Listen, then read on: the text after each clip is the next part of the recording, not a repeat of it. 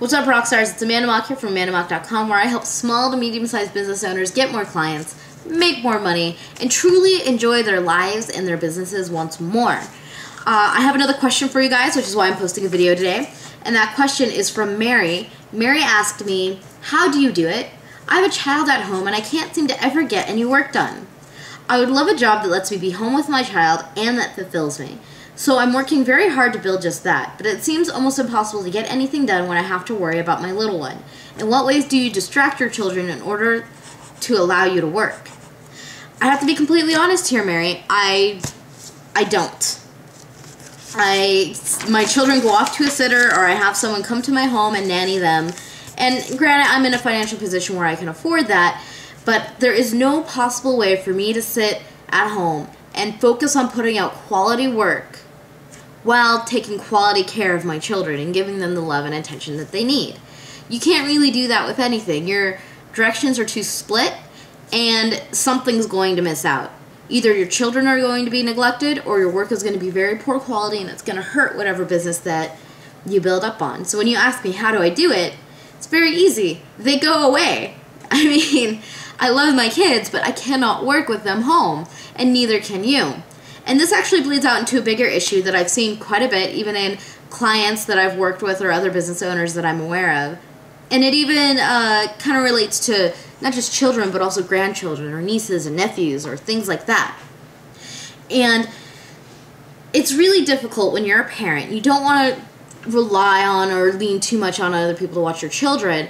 And when you're someone that's on the other receiving side of that, where you want to help them watch their children, it's difficult to set your boundaries with your time. What could possibly be going here, and there's not enough details for me to really know, it sounds almost, Mary, like you need to set a little bit of a boundary with your time and what you want to accomplish if this is what you really want. Without those time boundaries, without respecting whatever it is that you're spending your time on between yourself and the others around you who should be helping and supporting you, you don't have anything.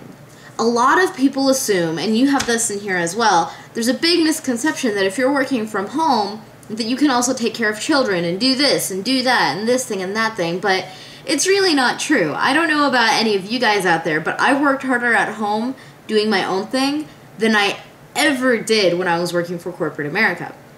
So with that being the case, how on earth would I take care of my children? I wouldn't. It wouldn't happen. So I guess really what you should be asking yourself, Mary, is where can you set your boundaries so that you can get help with your children, so you can get them watched, so that you can get the work that you need done? Is it something that's possible to do during nap time and bedtime? If not, where can you go to find help in assisting and watching them during the periods in which you need to work? Or let's also just kind of put this on a flip side. Let's say you're a grandparent of some kind, or maybe an aunt or an uncle, or maybe you're even a single mom and you don't have a spouse. Whatever it is, you're a single individual that needs help with this. One thing that I found that works out really well, especially when you're kind of broke, I used to do this when I worked insane amounts of overtime at a menial job, is I would find other mothers in my same circles, and you might want to even pull together a circle of entrepreneur mothers, and we would exchange watching each other's children for overtime shifts, because we loved overtime. And we wanted the overtime, and we would love to sign up for all of the overtime, but it wasn't logistically possible because we needed someone to watch our children. So we would all sign up for the overtime in even blocks, and one person would watch the other person's kids while the other people were working, and then we would shift.